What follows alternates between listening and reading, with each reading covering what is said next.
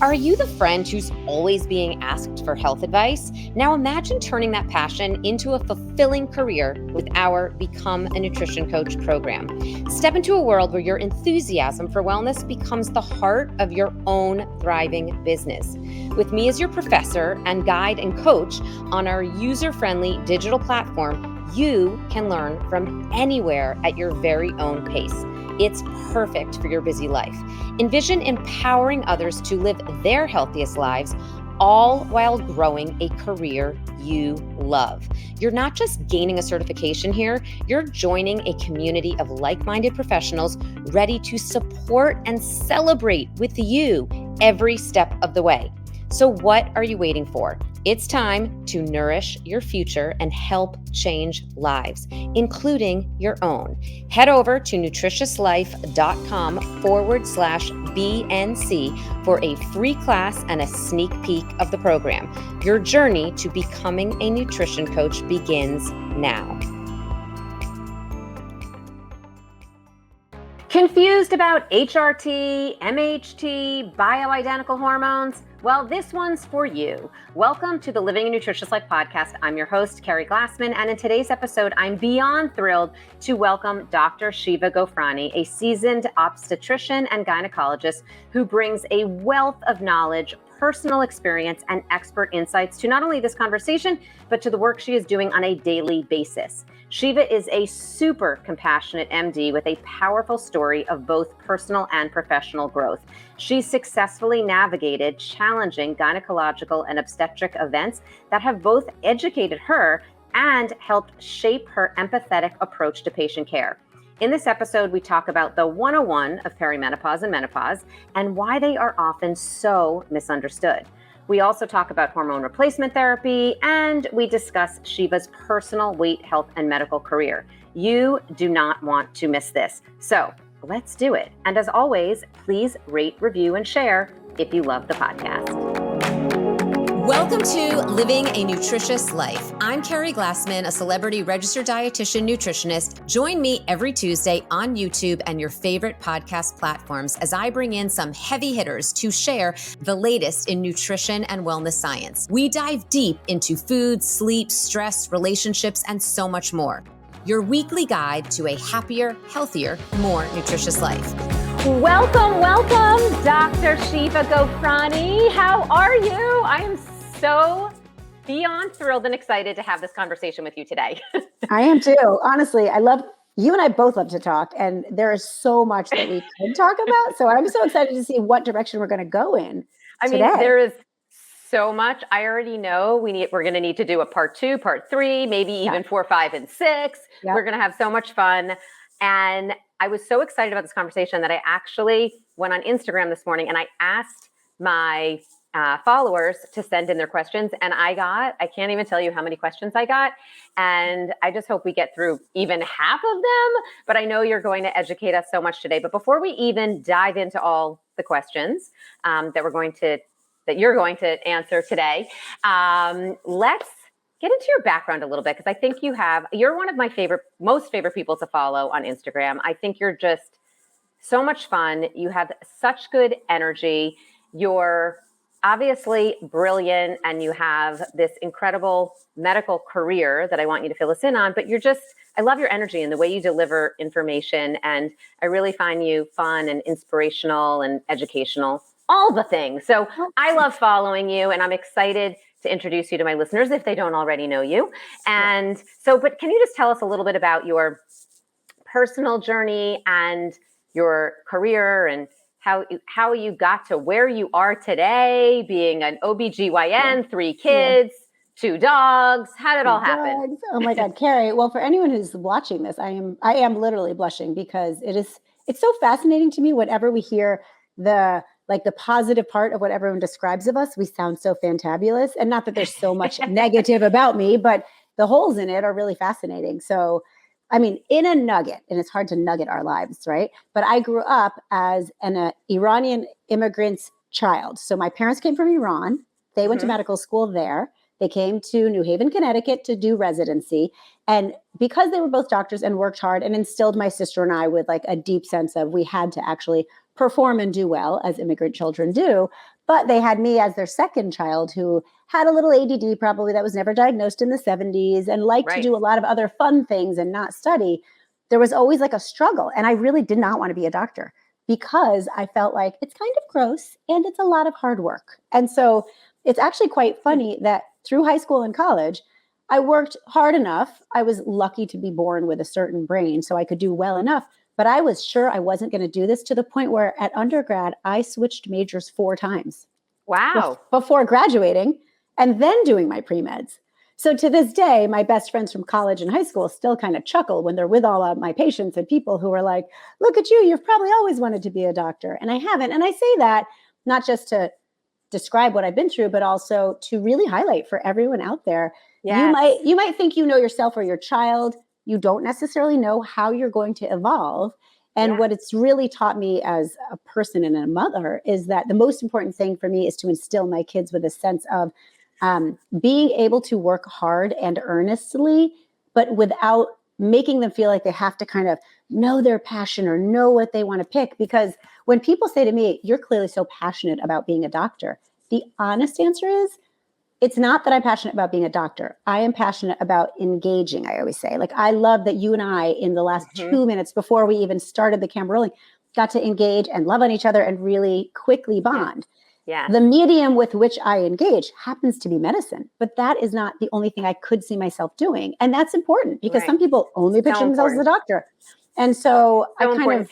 And sorry, just to stop you right there for 1 second, that really resonates with me as a mother of a almost 21-year-old and a 17-year-old, and seeing them, like especially my 17-year-old, she's looking at colleges and she has these different interests, but she doesn't really know what she wants to do. And I keep saying, and I try to keep explaining to her, you just pick a path and a major so that you can start going in a direction, but that direction might take you completely in a big left turn. Or it might take you completely on a right turn. You don't know, but you just pick to then learn and figure it out. You don't have to be decided. And the same thing, my 20-year-old is completely on his own path, and I am just leaning into that hard and so supportive of it. So I love that you said that, because I do think in your field, so many people do say, I always wanted to do this. I knew this is what I wanted to do forever. And that's just not the way it goes for a lot of people. It's really not. And I think that actually many people who say it, it's not probably really authentic, but it's what they've been modeled. You have to find your passion. You have to know what you're going to do. Right. But how could a 17 or 18-year-old know? There are a few who are very lucky where they really genuinely know, or they've been modeled something. But I think for most of us, I say all the time, there are jobs that exist to this moment that I've never even heard of. So how would we know to do those? Exactly. Yeah, absolutely. Yeah. So I think that's valuable. So that started, I became a doctor not until really age 29, because I went through medical school 25 to 29, then became a resident. And that, coupled with like my entire life with a long weight loss journey that we will talk about in podcast episode 2, started my health journey that taught me a lot about medicine. Meaning at 29, I started residency at about 170 to 180 pounds, and I'm only 5'3". Wow. Through the 4 years of residency is grueling and cruel. Absolutely. And you get no sleep. And back in the day, we were doing 110 or 120 hours a week. We were not eating healthily, or we were doing like crazy Weight Watchers where we were starving ourselves with cortisol release. So that, coupled with the beginning of 6 miscarriages and two pretty challenging pregnancies, made my weight balloon. I shouldn't say made my weight. I accepted my weight to go up to 250 pounds. And so all of this helped teach me so much about hard work, despite being exhausted, about miscarriages, about childbirth, vaginal and C-sections, about endometriosis, which I ended up having, about weight loss surgery, which I then ended up having, about a surprise pregnancy that I had at age 40 after my weight loss surgery. So many of these little gynecological events and obstetric events really spoke to me, because I recognized in each of them that while I knew the medicine behind it, I didn't really understand the emotions behind all of them.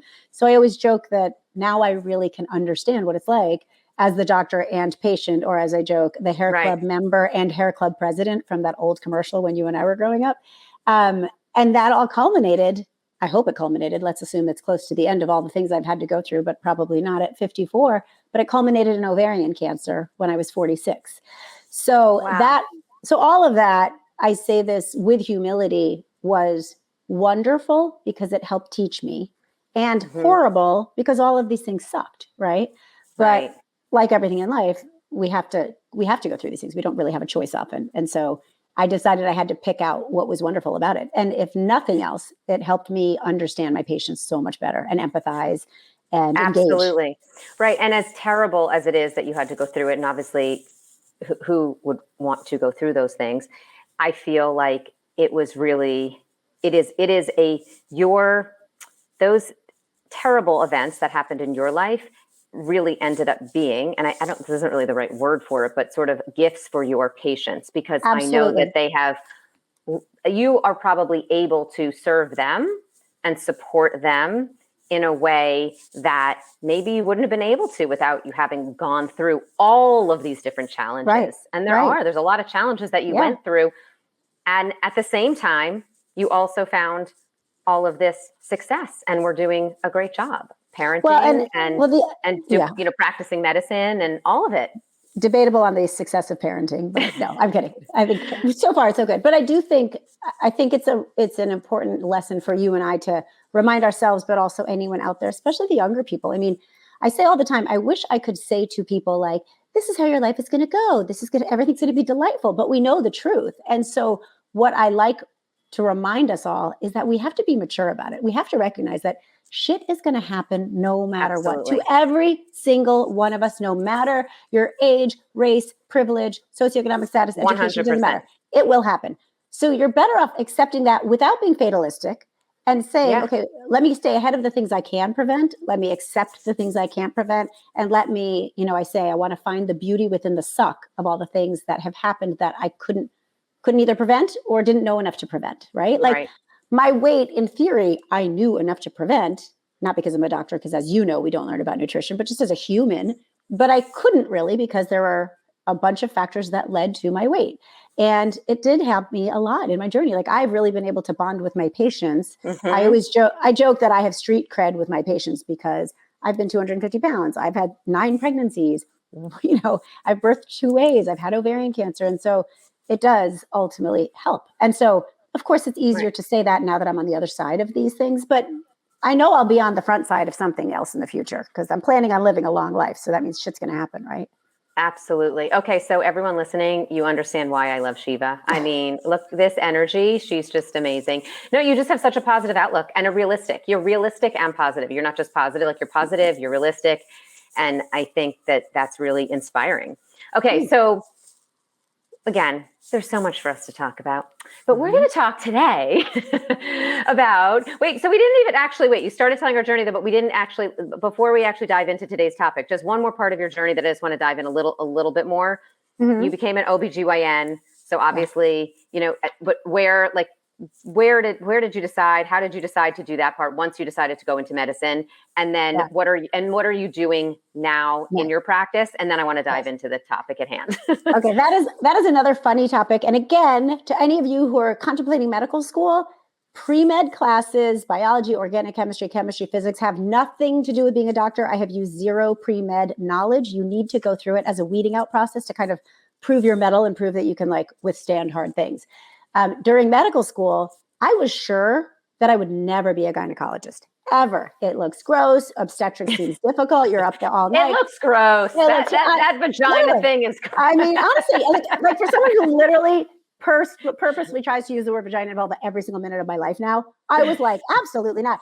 But my dad was a surgeon and my mom was a pediatrician. And I loved aspects of both.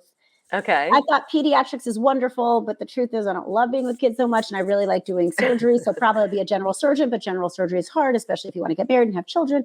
Who knows? But that's what I'll probably do until my OBGYN rotation, which was truly wonderful. Like the mentors I had were great. So it was a little bit of just fortuitous. That particular rotation, they really helped me see the beautiful parts of it and helped me see that as the OBGYN, you get to do surgery and you get to be your patient's advocate and primary care person in a way. And that was everything that I kind of wanted. I wanted to be able to be creative and emotionally attached, but also have surgical skills. So it created the perfect balance for me. So I loved it.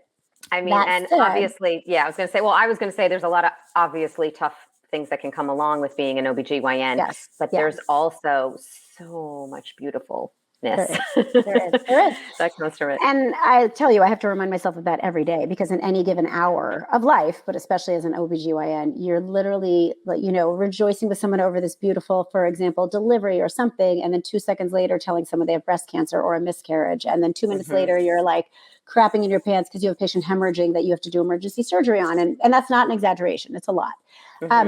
But I will tell you that as grueling as our job is, and as much as I am stressed and exhausted, and I am sure it has probably taken some years off my life, I don't regret it for a hot second. Oh yeah, I could see that. I would also say, I don't think that there's nothing else in the world I could do. I think there's a lot of things I could do, but I love it.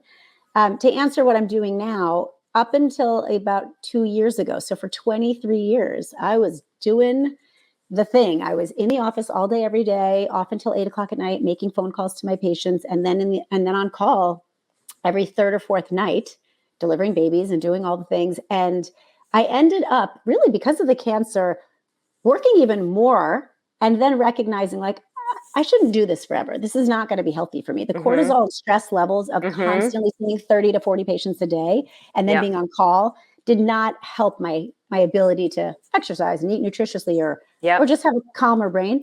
So I kind of started dabbling in social media really for fun, because people would say, like, could you just say what you just said? But like, maybe you should say it on Instagram, because I feel like other people should hear it. And I thought, okay, well, that'll be fun. I'll just start talking.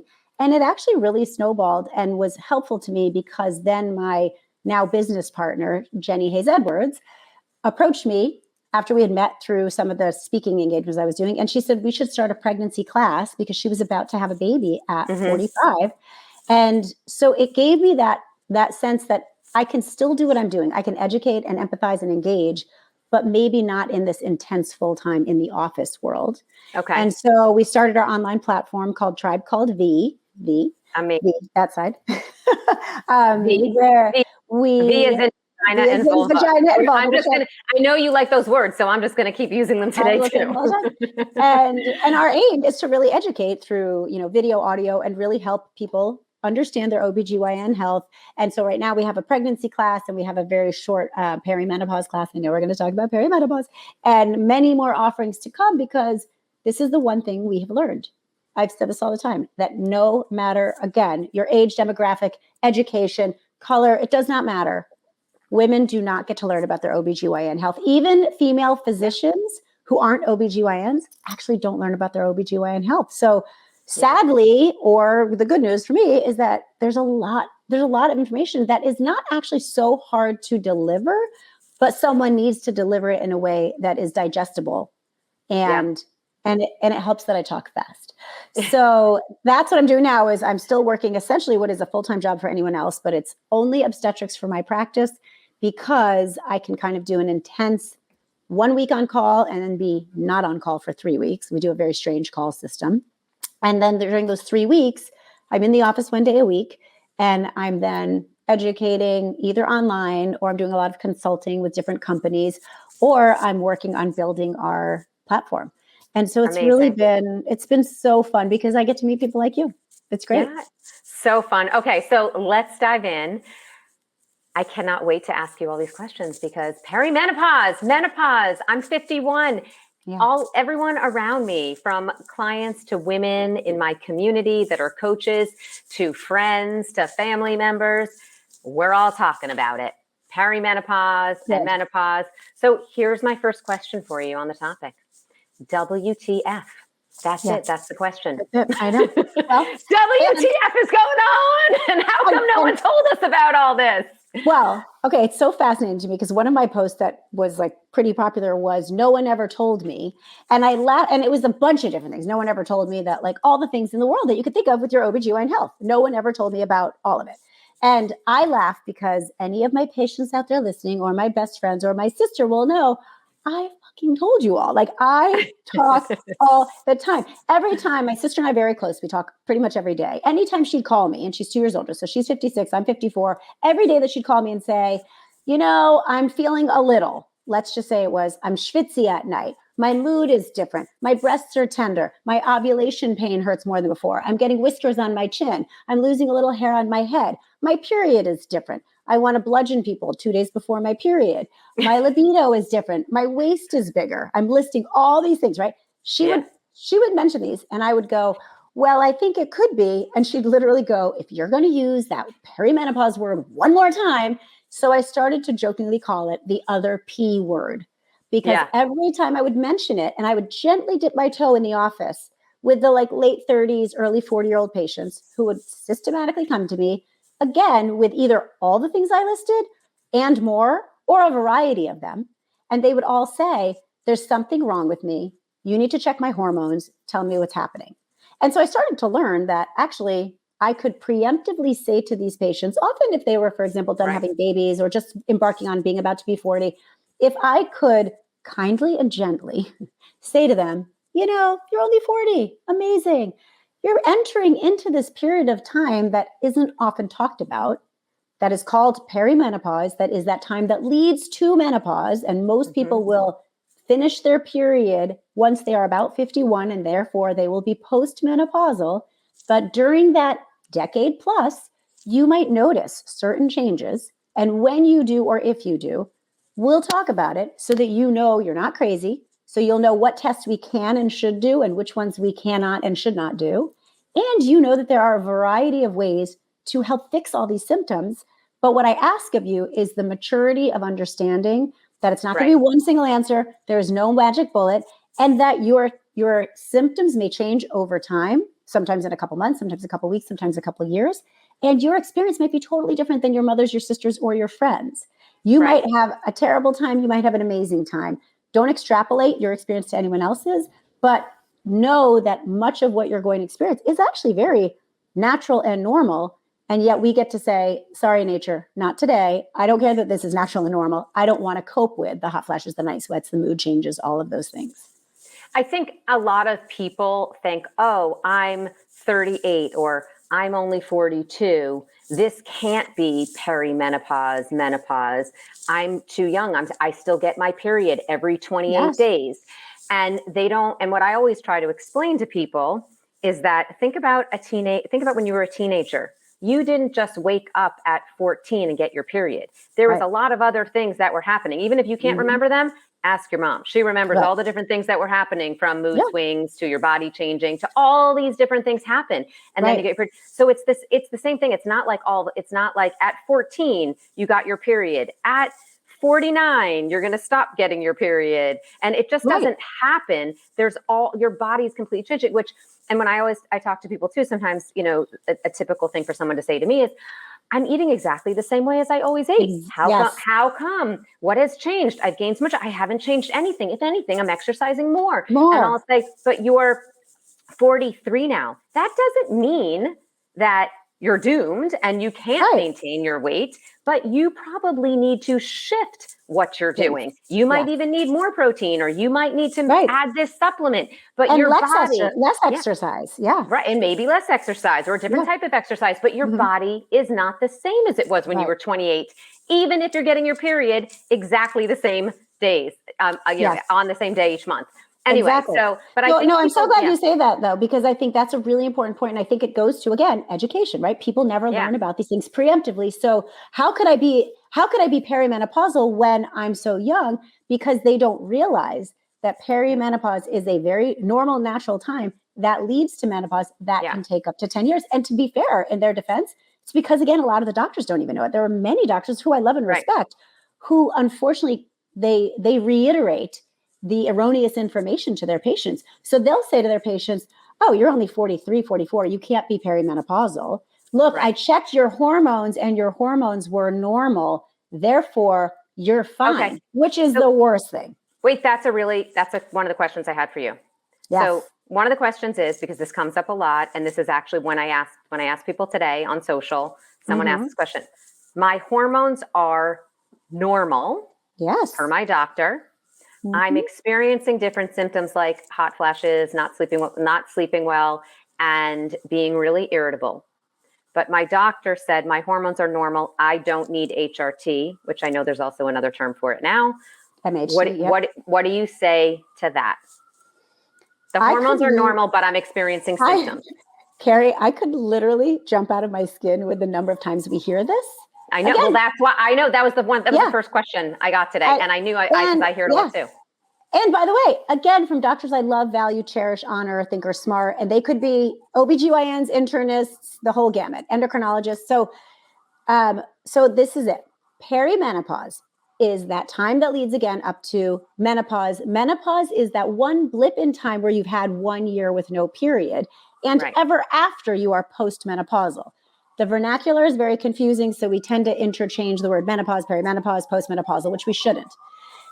The minute people are postmenopausal, their hormones are gone. But like you said, in that 10 plus years, your hormones will be changing. And the really important factor, something is going on there in New York City. I know. Sorry. Sirens, New York City. Oh, God, I hope everyone's okay. I live near all the hospitals. I always have sirens. So I hope they're all okay. So the most important thing for people to know or remember if they knew it is that perimenopause's hallmark is that their hormones are predictably unpredictable. So as I describe it, instead of a nice sine wave where your hormones like going up and then dropping and then going up and dropping in their normal cycle, if you were getting your ovulation and getting your period regularly, like when you're younger, as your eggs get fewer and fewer and you get into perimenopause, it's not a nice sine wave. It is irregularly irregular or predictably unpredictable, even if you have a normal period. And again, like you said, it will manifest as all of these other things. So the mistake that's made is the patient goes to the doctor and says, I feel like crap. Can you please check my hormones? There's something wrong. The doctor, one of two things happens. The doctor either doesn't really understand perimenopause and thinks they can diagnose or not diagnose it with blood work, which they cannot. It is a clinical diagnosis. Or the second thing, the doctor knows full well, but unfortunately, the doctors don't have the time to have this conversation because in that 15-minute visit, they also have to address your family history of cancer risks, do a breast exam, talk about whether or not you need your pap smear and where you are in your pap smear algorithm, what's going on with your husband or your wife, like all the different things, right? So to have this lengthy conversation with a patient who wants nothing more, let's face it, for all of us, but to be told something concrete, right? So the doctor misguidedly checks the hormones and then either misguidedly says, oh, you're menopausal, making the person think at 42, oh my God, I've gone through menopause or I'm going through it early, which they're not.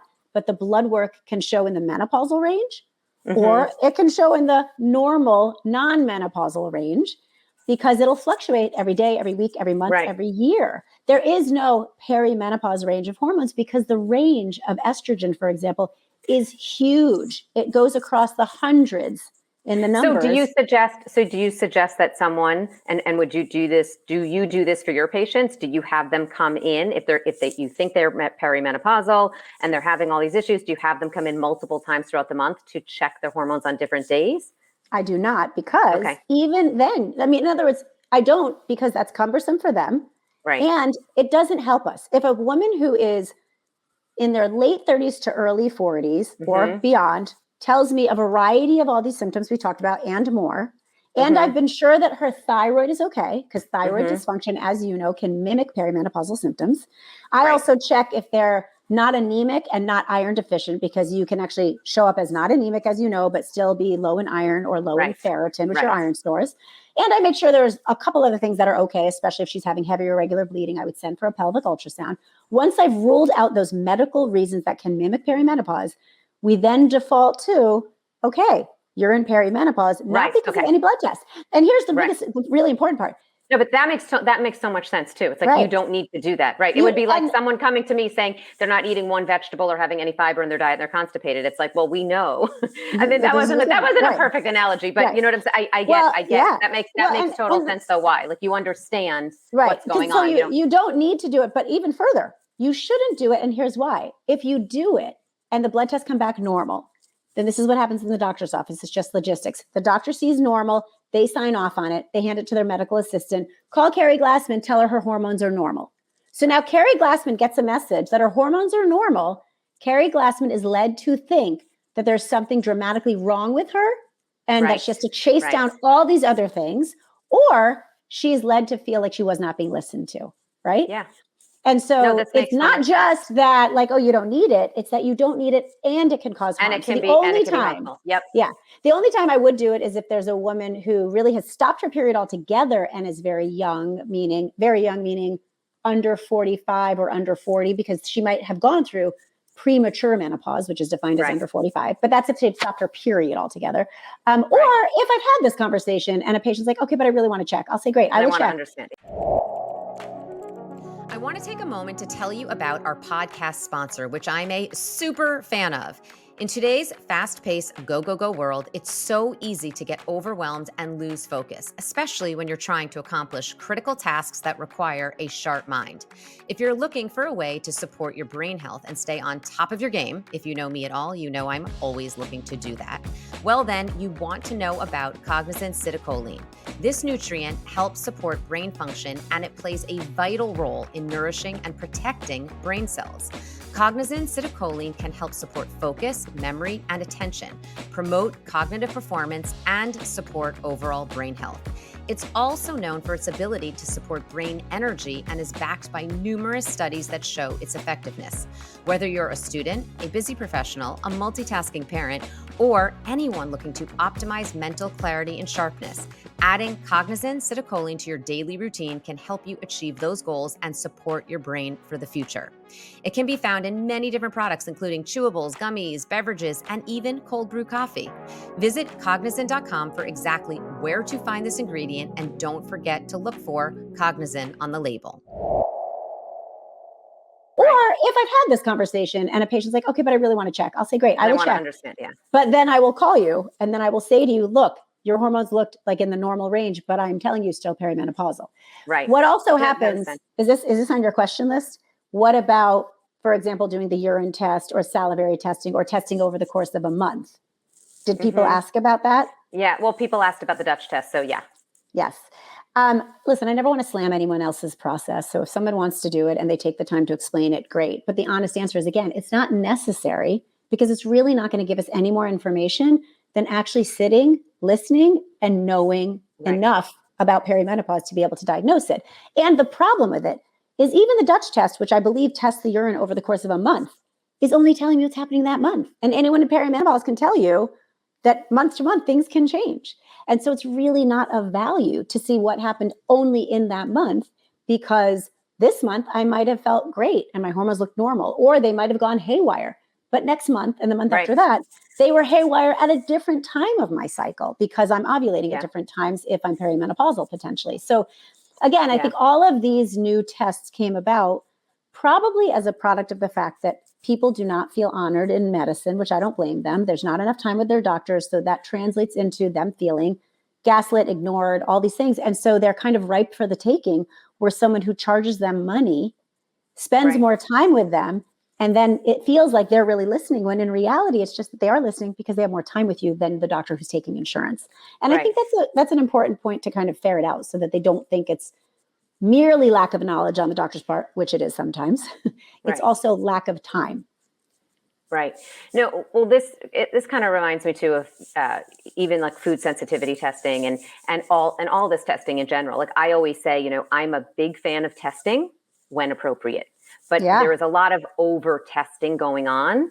I think in the functional medicine space too, there's just a lot of over testing, testing to test and testing before there's a reason to test. And that's why, and sometimes again, like I think this happened for years and years. I feel like before even a lot of these functional tests were around, it was always like getting tested, for food sensitivities and allergies. And I would always say, like, how do you feel when you eat that? I feel terrible. Okay, let's not eat that food. Right, exactly. We don't really need to go test for that one. And again, that's not to say that there is not a time and place to do that test, but it's not always the first line of defense.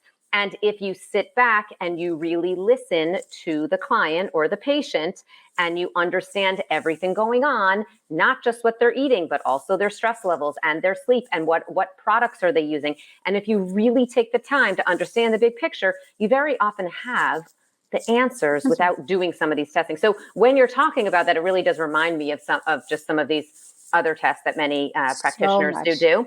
So, okay, so let's talk though about the person that whether they had their blood work done or not, you decide is perimenopausal. And they have all the symptoms of, they are irritable, they've got brain fog, they are not sleeping well, they're waking up in a pile of sweat every night. All of those things. Who is a candidate for HRT?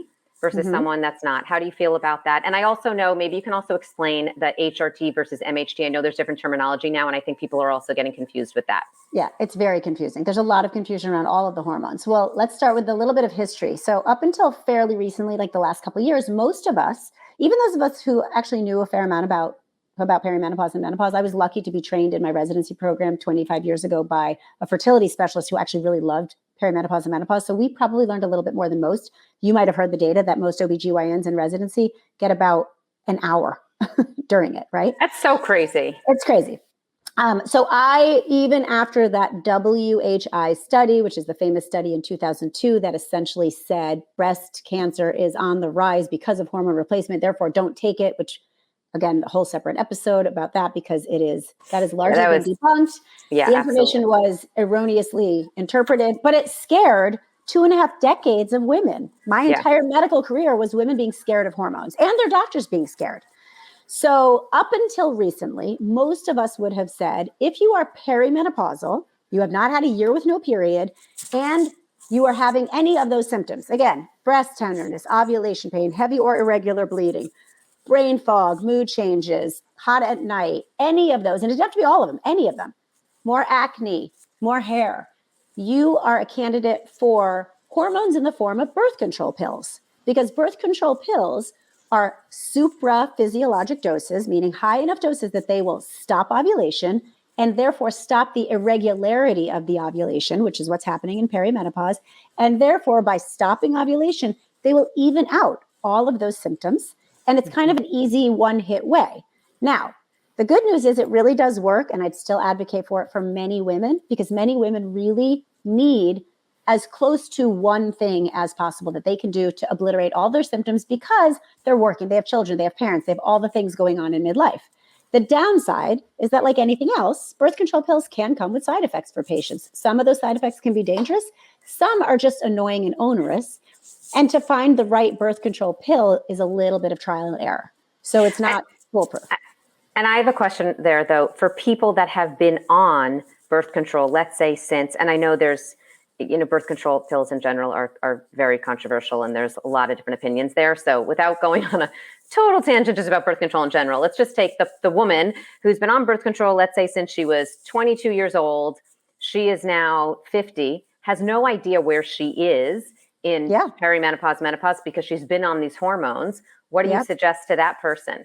Well, that's a great question, interestingly, because many of our patients who are in that boat are like, I don't know what everyone's talking about, this perimenopause. I feel great. Right. And guess what? They feel great because for many of them, not all, and again, some women don't feel great on the pill, but for many of them, the pill has masked perimenopause and menopause, not in a bad or dangerous way. I know there's a lot of rhetoric out there that like it's masking things. It's not masking things in a harmful way. It's actually getting you through it by and also decreasing your risk of ovarian cancer, uterine cancer, colon cancer, maybe increasing your risk slightly of breast cancer, certainly increasing your risk slightly of blood clots that we know about. But again, that's a small risk. So again, you could have gotten through perimenopause and menopause. The conundrum becomes, okay, now you're 50. Did you go through menopause and it was masked, or are you still perimenopausal? And there's no way to test for it. There's even less of a way, because when you're on the pill, if I tried to test your FSH and your estradiol, it would not be accurate. So really what you have to do, and what I say to my patients is, okay, somewhere between age 50 and 55, we're going to kind of revisit every 6 to 12 months and decide together, where are you in life? Are you about to send your kid to college where like taking you off the pill and experimenting and seeing how you're feeling is going to wreak havoc? Then we're not going to do it. We're going to wait until you are at a time where you feel ready to experiment, provided you haven't started smoking, you haven't had a stroke, you don't have high blood pressure, because those are reasons why I wouldn't put you on the pill. And then we take them off the pill, and either miraculously a year goes by, no period and no symptoms, or they start getting their period again, maybe irregularly, which is a sign that they're still perimenopausal, or they're postmenopausal, meaning no period, but they start having hot flashes, night sweats, all the other things. And then we transition them to what we used to call HRT, hormone replacement therapy. We now try to call MHT, menopause hormone therapy, because theoretically, once you're postmenopausal, we're not really replacing your hormones to your physiological level, because you really shouldn't have your hormones. It's a little bit of just a tweak in vernacular. The answer is that we're giving you hormones that we believe are okay for you to take to prolong your life and help your symptoms, but you weren't meant to have them to begin with. So that's why they changed the name from HRT to MHT. So again, that's the history behind how would we, until fairly recently, have treated a perimenopausal woman with hormones. Most of us, save for a small group of doctors, would have given birth control pill. Now we know that you can really treat perimenopausal women with MHT/HRT doses, which are much lower than the doses of the pill and are more close to mimicking the hormones we have in our body, which is the term bioidentical. So we don't yet have bioidentical birth control pills for contraception, but we do have bioidentical hormone replacement, menopause hormone treatment doses that you can get from the regular pharmacy that are not compounded, that are not off label. And they can really be impactful with all the things, mood, hot flashes, everything.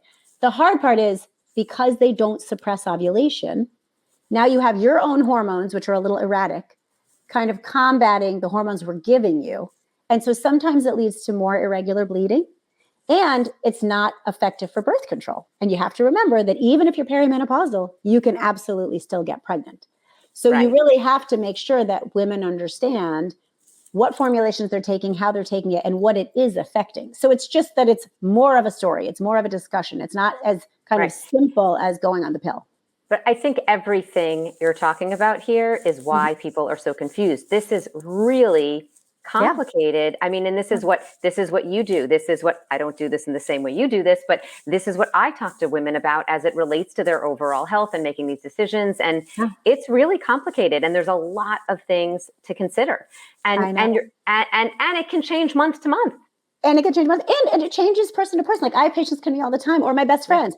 I was talking to so-and-so and she's using this, so I want that. And I'm like, okay, well, I could give you that, but that's not going to help what you're telling me about. And so this is, I mean, honestly, if you ask me the biggest reason why I kind of stepped away from the office to do this publicly is that I really think that if we could educate through podcasts, online classes, things like that, then, like I've said, patients could go to their doctor already having had a certain amount of preemptive knowledge so that they and their doctor can have a more impactful conversation. Right? I 1,000% agree with you, because I think what you just said is so important for everyone listening. I think what happens is, one, people don't even know who to talk to about this. What doctor do I talk to? Do I go to my GP, my endocrinologist? I mean, an endocrinologist, or my gynecologist, my OBGYN? You know, who do I go to? Who do I talk to about this? Do I find a new functional medicine doctor? Do I go to someone who's a hormone expert for middle age? Like, who do I go to? Who do I talk to? So that's the first thing. People don't even know who to talk to. Yeah. And then when they go and they have the conversation, they don't know the exact questions to ask. Right. They're not educated. And obviously they're not going to be educated like their doctor, but they don't have enough background education to ask the questions or to know what they don't know. They don't even know what they don't know. Right. So I think it becomes extremely confusing and overwhelming and frustrating for people, because people are really suffering at this time of their lives. I mean, I'll tell you, even just personally, I get everyone out there, I get my period every month. But I get my period. I still do. I'm 51. I get my period like clockwork. Yeah. And I can tell you, my hormones are not what they were 10 years ago. Right. I can tell you, there's sweats. Everyone in my family will tell you I'm irritable. I mean, there's a lot of things. You can map, when you're going to get your period, because you know that you're like ragey right before it. Yeah. Crazy person. Yeah. There's a lot of things going on. A year ago, I wanted to be really proactive, and I wanted to go and do, HRT, whatever I could do to be really proactive for, not just for the symptoms weren't even that bad, but really just to be proactive for my health, for the future, to prevent everything from cancer to, I'm bone loss. Well, bone loss, but I'm also like my big thing is brain health. I'm always focused on brain health and preventing any kind of neuronal degeneration, et cetera, et cetera. Anyway, I was put on a bioidentical progesterone, just progesterone, based on where my hormones were, just progesterone to help with because sleep was an issue. Anxiety was definitely rising. And I have to tell you, it made me depressed like I've never been in my entire life. Yeah. And my doctor's first response was, no, it's supposed to make you calm and help you sleep better. I'm like, I am telling you, I'm telling you, this is what's happening. And I can tell you, I was on the pill for about 6 months of my life when I was younger, and I got wacky. I'm like, to me, this is a connect. Like, I am not meant to, this is not okay. So I and went you're off of right. it. Yeah. No, I mean, and for everyone listening, micronized progesterone, which is the bioidentical progesterone that you can get from, again, your regular commercial pharmacy, can be life altering in a beautiful way for many, many people, to help them with sleep, to help them with evening things out and mood. But absolutely. And it's not like, oh, this small, rare amount. Many people will be much moodier on any form of progesterone. And so it just depends. So you're a perfect example of that, there's no one size fits all. Exactly. So, I gave it a try for 2 months, and then I said, I am done. I'm absolutely, I am not, this is not for me. Anyway, a year later, I'm trying it again instead of doing it, because when I was doing it a year ago, and this is also, and the only reason I'm bringing this up, I'm not trying to just, get my advice from Shieva here. This is for everyone's knowledge here. The way I was taking it for half of the month. Yeah. So I was taking it only for 2 weeks. And then I'd stop. So I did that, the 14-day cycle twice. And I was like, this is not for me. So I stopped. I'm like, maybe I'm just not ready for it. I went another year. Now I'm actually trying it again as of about a week ago. I'm trying it again, and I'm just doing, but I'm doing it nightly. Perfect. And again, this is just based on where I am. And so far, so good. I'm like, I want to go bring my family in here. Hey, wait, am I better? Am I better? Am I better? Am I less ragey? Do you notice less desire to bludgeon you all? But you're not wrong. And right. And is it because you're a year older and your own hormones change, or is it because you changed from 2 weeks out of the month to every night? And the honest answer is we don't know, but it doesn't matter because it's working now. And so you did, I'm so glad you did what I was saying. Like, you did the mature thing of not kind of catastrophizing that this is terrible, it's never going to work, but you went back and you tried. And so I want to touch back on what you had said, that women don't know who to go to. They don't know if they should go to their endocrinologist, their primary care, and they don't know what questions to ask. And here's what, again, I implore everyone listening, and I know it sounds so funny that I keep saying, please be mature, but what I mean by that is this. Even my own close friends, I gave them all a little mini lecture a couple of weeks ago. I was like, let's all get together Sunday morning. We're going to have coffee, eat, drink, and I'm going to teach you guys about perimenopause and menopause. And each of them was, you could tell, because they're used to me talking a lot. They were like, blah, blah, blah. Just get to the facts. Like, what? Just tell me what I need to take. Your friends say the same thing too that my friends say to me. I love it. Just tell me what I need to take. And I was like, guys, listen to me. If you don't listen to the beginning part, which is describing perimenopause and menopause and explaining what happened, why it's happening, what the symptoms are, what the history is, why we should or shouldn't test, what else we should test for. If you don't know all that, which, by the way, you and I just kind of reviewed all of it, took all of half an hour.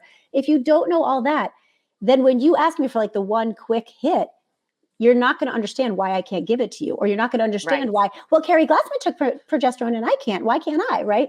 So that's why I implore your audience, please listen to Keri's point was, you don't know who to go to. You don't know what you don't know. We're telling you what you don't know, whether you realize it or not, is that you don't know what the definitions are, what the history is as to why you've been scared about hormones, and that this whole journey will take on different forms between you versus your mother, your sister, your friends, and you year to year. And that's frustrating, but it can be helped and fixed if you maturely look at it that way and then learn the education part of it first. So that's really what I expect. And I don't think that, unfortunately, you can do it in your doctor's office, because most doctors just either don't have the knowledge, which is sad to say, and it's not because they're dumb, it's just the way medicine is metered out in America, or they don't have the time. And so you'll do yourself and your doctor a favor if you listen to those of us who are willing to talk about it in a very pragmatic, again, not over dramatizing it sort of way, so that you learn about it. And then you can go to your doctor, who you probably trust, hopefully, and say, okay, now I understand what perimenopause and menopause is. Here are my symptoms. I've heard these are the varieties of ways I can fix it. Let's try this. What do you think? Right. Great. That's a great solution, I think, for people. Like, really educate yourself first. Go to your doctor if you trust your doctor, assuming, hopefully you do, like you said. Hopefully bring those questions. And even better, if your doctor is knowledgeable in this area and in this space. But I think that, I think as we've really already kind of clearly laid out, there is absolutely no one size fits all here. There is, and there's not even one size fits all for one person. Right. It's going to change year to year. It could change month to month. So Yep. things are going to change. So you really have to understand that just because, and I agree with what you said, how a lot of people do come and say, well, so-and-so's taking this supplement. So-and-so's doing, like you said, progesterone. Someone's doing this. Someone has that patch. Someone does these injections. Like people say, and that's great. That might be right for them, but it might be Right. wrong for you for a number of reasons. Right. So it's good to talk to friends, and it's good to hear people's experiences. One, just because it makes you feel better. I'm not alone in this. Right. But right. also you can learn about things, but then you want to learn about it and see if it's right for you. Right. You don't just go and start doing. You have Right. to, I mean, that really goes for anything For when anything. it comes to your, for anything when it comes Right. to your health. But I'd say especially in this case, it's really so specific and so specific to where you are in your journey here. Mm-hmm. So I do want to talk a little bit more about some specific things going on with people in this stage. So what do you suggest? Sleep. People are having such a tough time with sleep. What do you suggest? I mean, I have my go-to sleep supplements that I recommend. I have my go-to, telling people also certain sleep routines. I mean, there's a lot of different things. Progesterone, we were just talking about, I know can be helpful for some people, but like, what is when a patient comes to you and says, I can't freaking sleep. I wake up at 3 a.m. and I am just like head and your spinning. Mind is racing. Yeah. Okay. So let's assume the obvious that like you're decreasing your caffeine intake closer to bedtime. Yeah. People don't know this, even though you and I talk about it a lot. I think you talk about it a lot too, is alcohol, unfortunately, is a sleep disruptor. And I always say, I'm not telling women not to drink. I'm saying experiment so that you know your body. I know if I have margaritas between the alcohol and the sugar, I'm going to have a schwitzy night. Mm-hmm. I might accept that schwitzy night because I want my margarita. But other nights I might say, you know what, I'm not in the mood for that. So I won't drink at all. Or sometimes, for example, for me, a dirty martini doesn't cause the same disordered sleep because there's not as much sugar in it. So it's a combination of sugar, alcohol for me. So by the way, sorry, just to interrupt for one second. I'm just sort of like chuckling here to myself, thinking like we're saying, don't take, it's all individual. Meanwhile, everybody's like, Shieva drinks martinis and they don't make her sweaty. Extra dirty, martinis extra now. olives. Yeah. I'm having martinis now. Everybody's like ordering their martini as they're listening to this podcast. Sorry, go on. And this is the, I hate to say truth, because again, if you look at data, it's conflicting, but the truth, according to most of us as doctors who have taken care of enough patients, the anecdotal truth is alcohol, sugar, and caffeine are big triggers for hot flashes and night sweats, which is also what disorders your sleep. So many of us, when we're having disordered sleep, it's because the hot flash and night sweat woke us up. So those things are something to consider. The second thing is, I think you probably agree, magnesium. Magnesium is like a magical but wonderful, really low risk supplement that's not expensive. I don't think personally that people have to buy anything really expensive because we really don't know the quality of all the different supplements and things like that. So, I take magnesium glycinate every night in liquid form. I take my little shot of it. I love it. Yeah. And I take a capsule form that combines 3 different magnesiums because it also, as I say, off label, it helps pooping, anxiety, leg cramps, headaches, and sleep. Mm-hmm. And so for my pregnant patients and my patients who are not pregnant, it kind of checks off the boxes for a lot of it. So magnesium really, I've had a lot of patients through these years say, oh my God, magnesium alone helped me. I also find that detaching my brain from the chatter, so this is less of a supplement and more of just, I took a transcendental meditation class. Yeah. I actually practice it inappropriately or inaccurately, I should say, because if you know TM, you're not supposed to do it laying down in bed to help you sleep, which is exactly how I do it. I lay down in bed, and the minute I'm done with you do scrolling, right? And it's worked for me. I think because one of the other things that is affecting us during perimenopause with our hormones is that it's also coinciding with that time of life where we're very busy with anything, career, children, parents, everything. So our mind has that chatter, and stopping that chatter has helped me fall asleep more easily. And when I wake up at 3 a.m. to pee, like most of us, I am able to fall back asleep when I'm mindful about decreasing that chatter. And then there's other medications, not sleep medications like Ambien and the sleeping pills, which, not to disparage them, they're not my go-to. I don't think they give you good sleep. Your sleep architecture isn't the same. So I would not choose those, but for a very specific short term. But gabapentin, for example, is a really well-tolerated medication. Amitriptyline is an old-fashioned tricyclic antidepressant. So some of these in small doses are really well-tolerated, and they really help people sleep. And as you and I know, the sleep is so impactful at helping their metabolism, their mood, even their hot flashes and night sweats, and their levels of inflammation and everything. Well, I think sometimes if you set up what I always call like in a really good sleep hygiene, like you have your nighttime routine, you take your supplements, maybe you have a cup of chamomile tea. Chamomile can Hmm. even build it, just for Hmm. listeners out there, chamomile can build up in your system and actually so be even more impactful actually than even some over-the-counter sleep aids. So I always think like having that cup of chamomile tea, a couple, maybe an hour or two before you're going to bed, that winding down, doing all of those things, taking, like I said, I take my magnesium glycinate, I take something else called lipocom, like, having that whole routine, like you said, you do a meditation. I do meditation as well. I actually don't do it at night. I probably should do it at night also. I don't. I actually do it usually in the morning, but at night is also great. But having that whole routine, doing all of those things. But if you're doing all of those things, I think, and you're still really struggling and you've had a few really bad nights, it can be so disruptive to your life that sometimes just even to take away the anxiety of, oh no, I'm not going to sleep tonight and I've got a really big day tomorrow and I have so many things to do. That's when I think sometimes those medications that you just mentioned, it's sometimes nice to have that there almost as a little like insurance. Like I have Yes. that just in case I've had a really, really rough couple of weeks, not to take all the time, but Right. just sort of to get you through some of those difficult periods. I think, I agree. I think sometimes that's even just a beneficial way to even just to know you have it as insurance if you're really, really, really struggling there. I totally agree. But figuring out that nighttime routine and supplement regimen can be incredibly powerful. I think that's one thing. Sometimes people can nail their morning routine and they go to the gym and they have their really good, they have their healthy breakfast. But when it comes to the sleep routine, they just kind of like pass out on the couch and then they don't properly go to bed.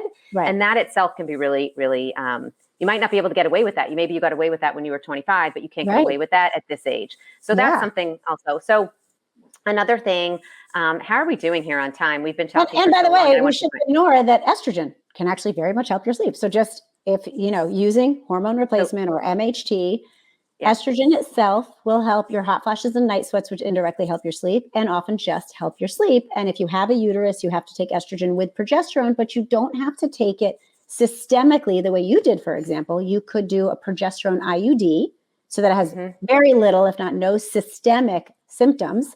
And then use an estrogen patch, which is bioidentical from your regular commercial pharmacy. And that can really be so impactful for sleep, but also, again, mood, brain fog, hot flashes, night sweats, the whole game. Well, that's right. Another reason. I know, I guess I should have said that everything we just talked about is really in addition to, or I should say, you can also add on to that the HRT if you're a candidate for it, if you've gone through all that. Yeah, that can actually be, I think that's one of the biggest reasons that people look to HRT is because their sleep is so bad. Yeah. Yeah. And they should, because sleep is, you and I both know, it's so important. Incredible. And also, and that just ties into the weight side of things. When you don't sleep well, you gain weight, and we already, our estrogen is decreasing. So our metabolism is changing and we're losing muscle. We're losing our muscle at this age unless we work really hard at maintaining it, which we can, but that can be happening as well. So let's talk about that. Let's talk about weight during this juncture of life. Obviously I talk about this all of the time, but I want to ask you, someone actually asked the question. They said, will my body ever regulate, or am I going to have to eat half of what I've been eating for the rest of my life? Well, that's a nutritionist question, right? I will tell you this. I will answer the first question first. Will my body ever regulate? Yeah. Interestingly, the answer is yes. In fact, you will feel dysregulated during perimenopause because, again, the predictable unpredictability. Once you become postmenopausal, meaning you've had that year with no period, you actually feel, I don't want to say like so much better, but it's that like irregularity that really makes you feel crazy and bad. So when you're postmenopausal, you might still have the hot flashes, the night sweats, some of those other symptoms, but over time they may dissipate or they might actually go away altogether. And if they don't, they are a little bit easier to combat because they're not fluctuating. Save for, we haven't talked about vaginal and vulvar atrophy, which is a terrible word, but it's the old-fashioned word for when your vagina and vulva are inelastic, which is a separate conversation. So again, will they regulate when you're done with menopause and you're postmenopausal? Yes, because then your estrogen is just low. So it's regulated. Right. Will you have to change your eating habits? I'm going to assume you agree with me. The answer is yes, you do. Right? Gone are the days where you could eat pizza and beer in college and not gain pounds. Well, I always gained weight from that, but I did too. I absolutely did. I said, I always had to worry about that. But you know what I always tell people when it like, and this is really simplifying things, but when it comes to your weight during this stage of life, what I always say is, what do you have to, people say, what do I have to do? I say, what you need to do is what you really really should have been doing your entire life.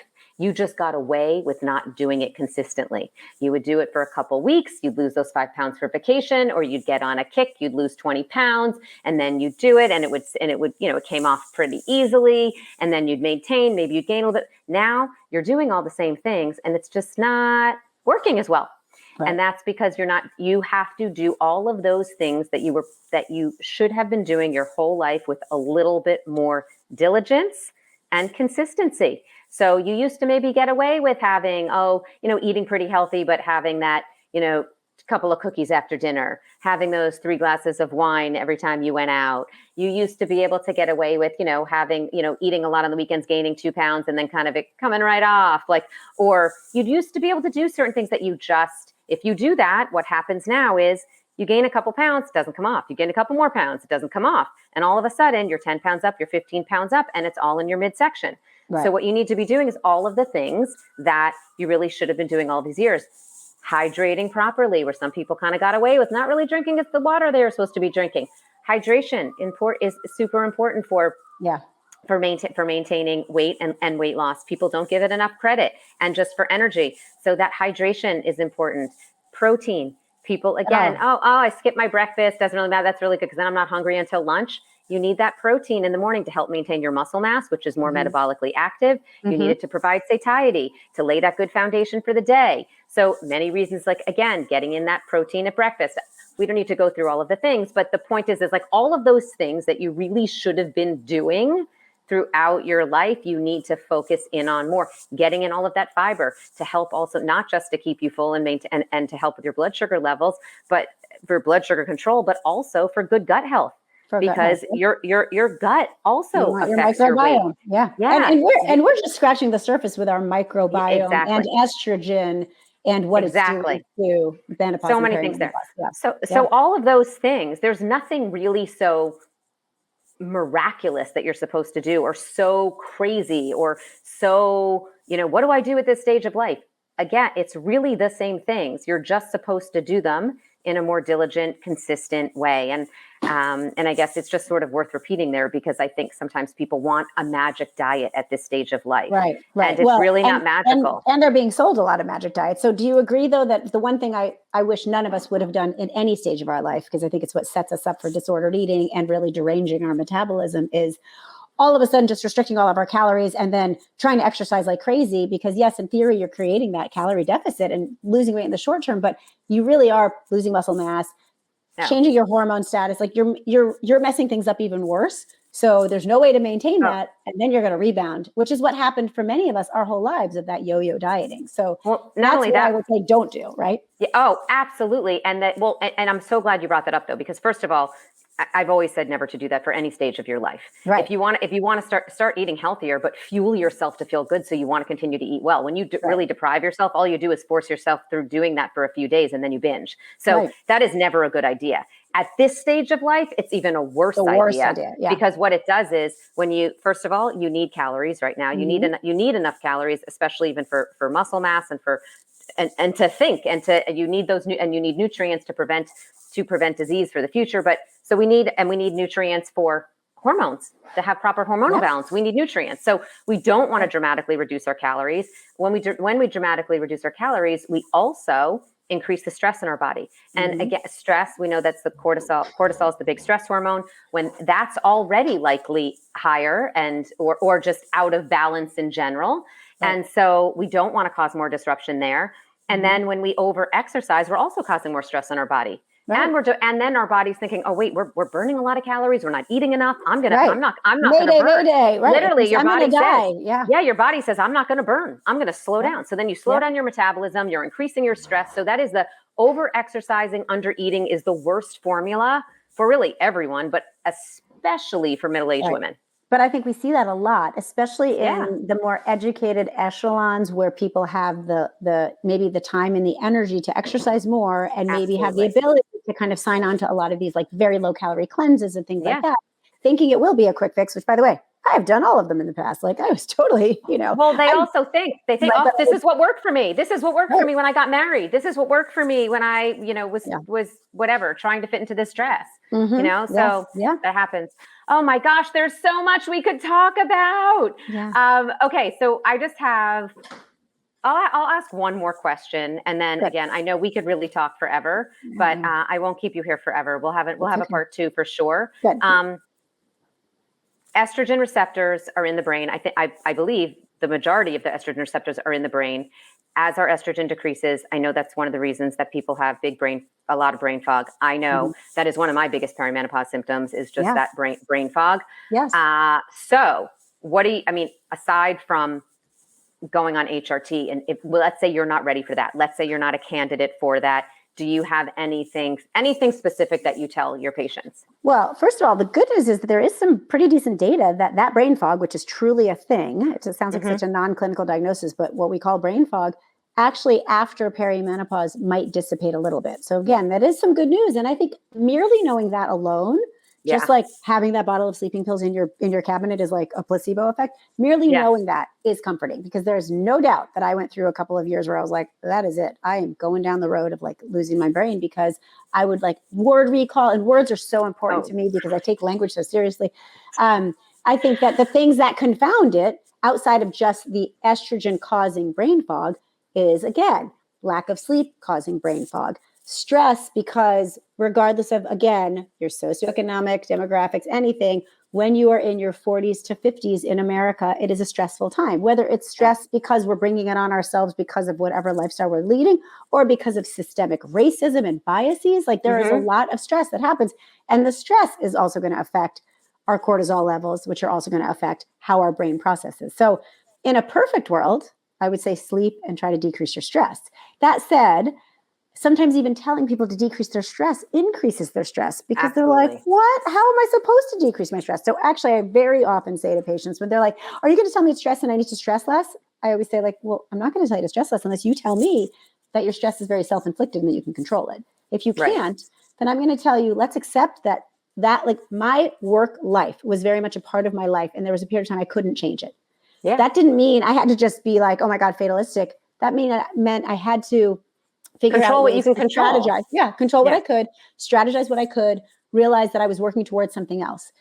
So there's really, again, no one quick way for me to tell you to like improve what can result in mild brain fog, which will resolve, versus ultimately dementia, which we know is higher risk in women than men. And we are finding largely that it could be because of all of the estrogen changes and the lack of estrogen that we have postmenopausal. And hopefully we will get more and more data. You know that Menopause Society, what used to be called North American Menopause Society, doesn't yet kind of allow for or say that we can use HRT/MRT, MHT specifically for the purpose of decreasing dementia, because there's theoretically data on both sides of the map. It improves dementia versus it doesn't.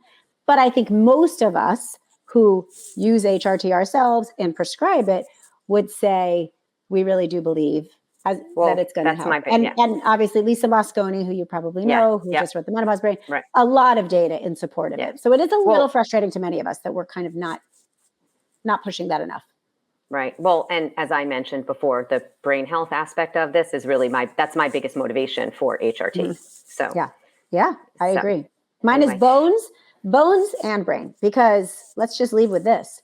More of us will actually have either death or harm from a bone fracture, a hip or back or vertebral fracture, than we will ever get breast cancer from the hormones. Yeah, it's wild. It's a very big important thing. It's scary. I know there is a stat that says if you have a hip fracture, you're X percentage 50%. More likely to die within X amount of time. What is that? So you're 50%. 50% within that year. Now, I will say I don't know what age that starts at. Like if God forbid at 54 I broke a hip, it's probably less likely. But yes, because it also is kind of a marker for other signs of frailty, right? Right. Maybe you're more likely to have tripped because you have other brain like cognition issues or balance issues. It's a very scary stat. Yeah. And we don't talk about it enough. Like cancer gets a lot more fear focused on it, when in reality, we can diagnose breast cancer very early. And the majority of women, over 90-something% of women who are diagnosed with breast cancer, will survive more than 5 years because we're diagnosing it very early. Thank God. But osteoporosis, we're not diagnosing or preventing very well. Guess what can prevent it? Estrogen. So there you go. Okay. This was amazing. You're so fantastic. Everyone, you can Thank see you. why I love learning from Shieva. Okay, my last question for you. What do you do to ignite your most nutritious life on a daily basis? I know. You told me we were going to ask this, and I will tell you. I'm going to give you, I know it's supposed to be a one-word answer. I'll give you 3 answers. Doesn't have to be a one-word answer. Well, in my postmenopausal life, I can't do anything in one word. I know, nothing. In my postmenopausal life, I have started seeing a trainer because I finally have the time and feel like it's worth spending the money, which is spoken from a place of privilege, but I will say it that. So I am lifting weights. That's 1. I am upping my protein intake. That's 2. But the most important from a lifetime of disordered eating is acceptance. Meaning I was that person who would go through I did Jenny Craig and I stuck to it 100%. And I did Nutrisystem, I stuck to it 100%. And I did every single diet, I stuck to 100%. When I did keto 100%. I was in ketosis. When I fasted, I would fast for sometimes 48 hours, right? Every single one. And now I've really decided I can't live that way. I don't want to live that way. So I want really, really, really to be mostly cognizant about what I'm eating and eat mostly good, yummy food that fuels me nutritiously so that I can also eat yummy food that doesn't fuel me nutritiously, but gives me that little dopamine high. And ideally, that's only 10% of the time, right? But the acceptance of that has helped me so much because I actually really think that sometimes I don't know that it's the food that we're eating that is causing all of our weight derangement as much as the self-flagellation that we are doing. Oh, so good. Food, so right? good. And it's, yeah.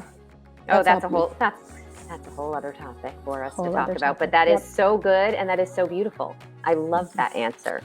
Thank you. Thank you so much for being here. I'll put in the show notes where everyone can find you, to follow you, to learn from you. You're amazing. So grateful for your time today. Thank you for having me. It was so fun. We have so much more to talk about. So much. Yeah.